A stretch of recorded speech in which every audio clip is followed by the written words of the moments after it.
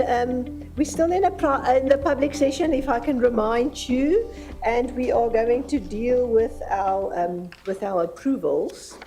See if I can sort of just get everybody aligned and in the right place in their packs. So we're on agenda item 11. We're first just going to quickly deal with the technical committee 11.1, which is the technical committee minutes. We've had quite a couple of rounds. We normally get this electronically that we can try to deal with all the comments. I think there are one or two outstanding comments. Martin, I don't know if you want to talk to them. I would propose that we can hopefully get to the place where we say we approve those minutes subject to the couple of last changes that I know Bogania sent a few last comments through, a couple of last changes and corrections that we need to make. None of them are fundamental, so can we approve the minutes on that basis? Everybody comfortable? All right, thank you. We have now started. I made a comment. Sehu, did I see your thumbs up? On approval, thank you. We had, I made a comment in the opening session yesterday that we have now actually started implementing that document that's also, let's call it matters arising or the action items. I don't propose that we necessarily have to go through it in any significant level of detail. Quite a number of those are ticked off as we deal with the agenda today, Martin. Are there any comments you want to make on this? Or I think what we can also do at the end of the meeting when we have our stand-back session, we can just go back to this list and then there'll be a new list that comes out of this round of meetings. So unless there are any comments from your side or from anybody else's side, can we deal with it on that basis? All right, thanks. Then we come to the very important point of the IESPA that's approved the tax planning and related services standard, and that's been put to us for certification. And you will see in the minutes, as always, we have our significant list of supporting documents. So we get documents from IESPA, which is the standard and the basis for conclusion, and their own due process sign off. And then obviously on top of that, our observation staff put together for us, and thank you very much, Pavel, did a fantastic job of putting this together, the analysis of our own public interest issues and how we believe IESPA has responded to that, and then ultimately the proposal on our certification. So Martin, I'm going to hand over to you, and obviously if we need to discuss anything on there, I think it's probably worth just spending a little bit of time on our public interest issues and the closing out of all of those in the finalization of this project. Thank you, Martin and Pavel. Thank you, Linda, and I'll start this on the certification of the tax planning and related services, and Pavel will be covering the two strategy and work plans of the two boards with regard to the PIOB conclusions. First of all, we thank the IESPA team for providing all the appropriate documentation for us to be able to pursue this process on certification, and that is in the pack.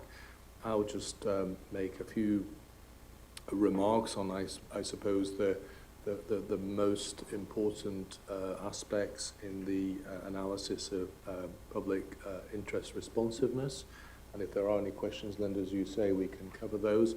But to be absolutely clear, this is with a view to the PIOB certifying the standard. So I think we had a very good discussion in the last public session where we acknowledged and understood that it was a standard that took quite a lot of work because it was breaking new ground and achieving something that had previously not been addressed. So we were very much appreciative and acknowledging that. And of course, there were some comments with respect to potentially in some areas how that standard might possibly have gone further. So I will briefly reference a couple of those points when talking about the public interest responsiveness, but it does not in any way contradict or undermine the pursuit of a certification today. That's the proposal. So You have in the pack the list of the qualitative characteristics. I don't propose to go through all of those, but just two or three where we had some comments, let's say, which just merit mentioning here. So, with regard to the relevance, so the qualitative characteristic with regard to relevance, we did note that it does address significant public interest demands in relation to tax planning, but to some respects it could potentially have gone further in guiding professional accountants to encourage and promote further disclosure on tax-related matters in financial statements or other information that's made public. But again, that was understood to be an area that could potentially have been pursued, but we understood the reasons why it had not been pursued at that stage. With respect to completeness, we reiterate the appreciation we've expressed for ASBA's efforts to outreach and to as many parties as possible, but we did note that a lot of the responses to the ED did in fact, majority came from the accountancy profession, but so to some degree responses from other interested parties and users and beneficiaries were not so complete, but we understand the intention to continue the dialogue with other interested parties over time, and we strongly encourage that. So again, it is an observation and does not in any way undermine the pursuit of an approval of certification. With respect to the qualitative characteristic on implementability and consistent application, etc., so we do indeed conclude that the revisions to the code are in principle capable of being implemented globally, applied, etc. But we did note the question on documentation of the tax planning work. There was some discussion around that where there was some preference expressed to that being a requirement, but we understood that landed ultimately on an encouragement, which we understood and acknowledged as progress in terms of for a standard addressing issues on a first occasion. But as already mentioned, with reference to the rollout and ultimately the post-implementation review, I think it's going to be very interesting and very important to understand how that is actually being applied in practice, and whether that encouragement is being taken up, and indeed whether the documentation requirement ultimately is actually fulfilling the intended purposes. And again, we do encourage that engagement with other parties who have an interest in ethics in tax planning to see that they may either adopt directly or use directly the Code of Ethics or equivalent provisions.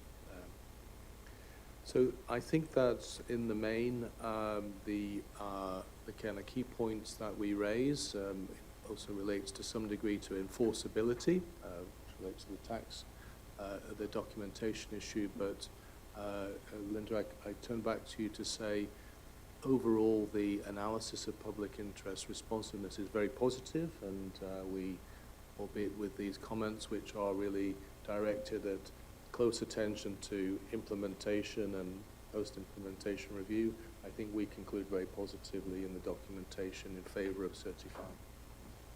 Thank you very much. Thank you very much for that, Martin. We have all of those documents in our pack. We've been following this really important new project, which is really a very specific first for IESPA, and we followed it with keen interest. And I can't recall that we've had, that there are anything that you've mentioned, or that even in our summary in our agreement and discussion beforehand that was mentioned, that can withhold us from doing the certification. Can I just get a confirmation from everybody around the board through a nod or a wave, or a thumbs up, whether you're comfortable for us to certify the standard as approved by IESPA? Thank you. Thank you very much. And because we have Gabriella in the room, well done. And thank you, Gabriella, there in your observer bench. It is a really important step forward. And James has reminded us in the public session just before that it is also upon the PIOB to play our role in the networks and the areas that we deal with and the stakeholders that we engage with, just to impress upon them the importance of this. So thank you very much. And thank you for the work done from our observation team. Martin, I think that means we can then move on to the next one. We've got two really big other documents on our list, and those are the two strategies and work plans for 2024 to 2027 firstly, we're going to deal with the IESBA and then the IAASB. Now, obviously, strategies and work plans we don't certify, because certification is something that happens at the end, where a strategy and a work plan is actually just it's almost a look ahead of what you're going to focus on and a commitment for the future. So we use slightly different activity and therefore different wording when we deal with the strategy and work plan, which we basically just conclude on. So I'm going to, you said I must go to Pavel directly to deal with the IESBA one. Thank you, Pavel. Over to you. Thank you, Chair. So in the package of documents for the IESBA 2024-2027 strategy and work plan, you have the analysis of public interest responsiveness, also a proposal for the conclusion, for the PIOB conclusion about it, supported obviously by the whole package of materials provided by IESBA. If I just go very briefly through the analysis of public interest responsiveness, in the first section, background information, there is a summary of the strategy, strategic themes, vision of IESBA, also outline of key projects that is in the plan, with a separate section, quite detailed section actually, which was also mentioned many times during our discussions these days, coordination between the two standard setting boards on strategic, technical, and also operational level. We have been observing the development of this document since the beginning, began in April 2022, so 2 years ago. I can just say there are no surprises, and what we appreciated is that for all comments submitted during the development process, there is a special section in the basis for conclusion where IESBA is basically stating what kind of changes did they make during this process, highlighting new areas of strategic focus, the firm culture and governance, obviously, and then extending the impact of the code beyond the professional accountants. In terms of public interest responsiveness, section 6 of the APR document, there is a brief analysis of key qualitative characteristics: consistency, coherence, scope, timeliness, and relevance and completeness. With just one remark in terms of completeness, what we just discussed in the previous session. The absence of the post-implementation review from this strategy and work plan, but based on the discussion, we understand that's coming in the next cycle.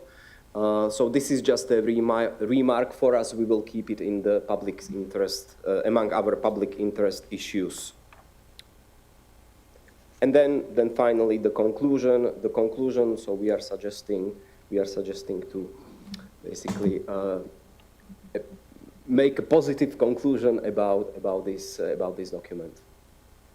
Thank you very much for that, Pavel. So can I check with my board members whether they're comfortable, if you look at that conclusion on page 331, that we're comfortable to conclude that the ISPA strategy and work plan for 2024 to 27 has been developed in a manner consistent with the agreed due process and responsive to the public interest. Everybody comfortable? Can I just get an indication from everyone? Thank you very much.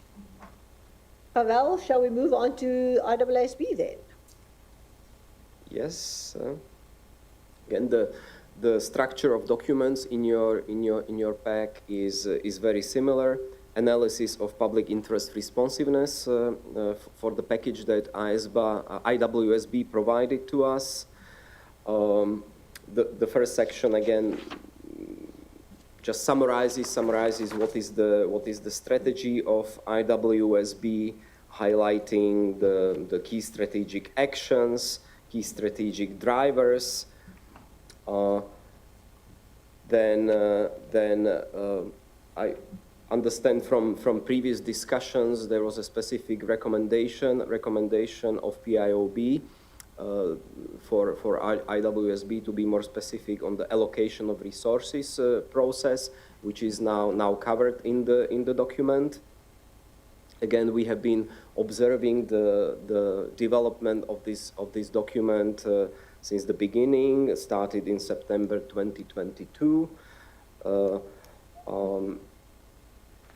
Again, there have been obviously the comment letters, but the positive conclusion is that basically all comments as they appear during the process have been addressed in the final document. So again, the analysis of public interest responsiveness, the qualitative characteristic, consistency, coherence, scope, timeliness, relevance, and completeness are summarized with an ultimate positive conclusion. So the recommendation for the board members is to conclude in a positive way about the document. Thank you very much. And again, can I ask the board members whether you're comfortable to conclude that the IWSB strategy and work plan for 2024 to 27 has been developed in a manner consistent with the agreed due process and, very importantly, responsive to the public interest? Thank you very much. And we're seeing that we have Tom and Gabriella in the room.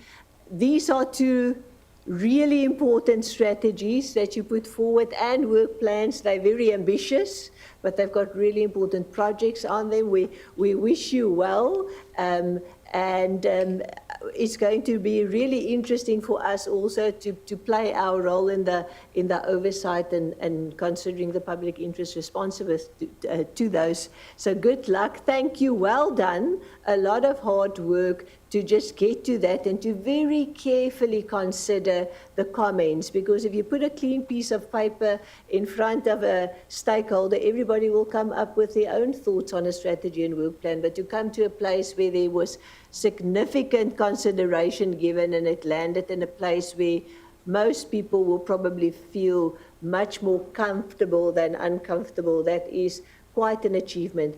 I do believe we can give them a round of applause.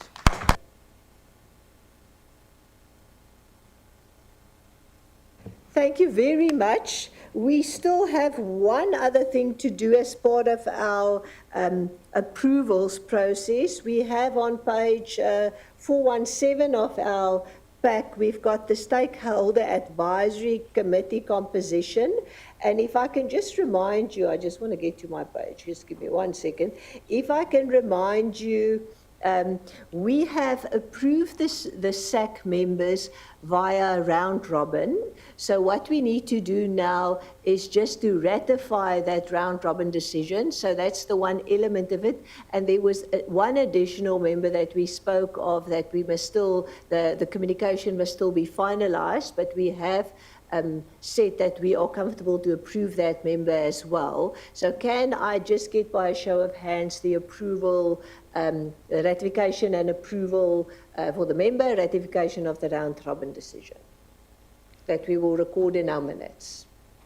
Okay, perfect. Thank you so much, and thank you again to the nominations team for a lot of work that went into the SAC. Lorraine, Martin, thank you very much for the work done for that.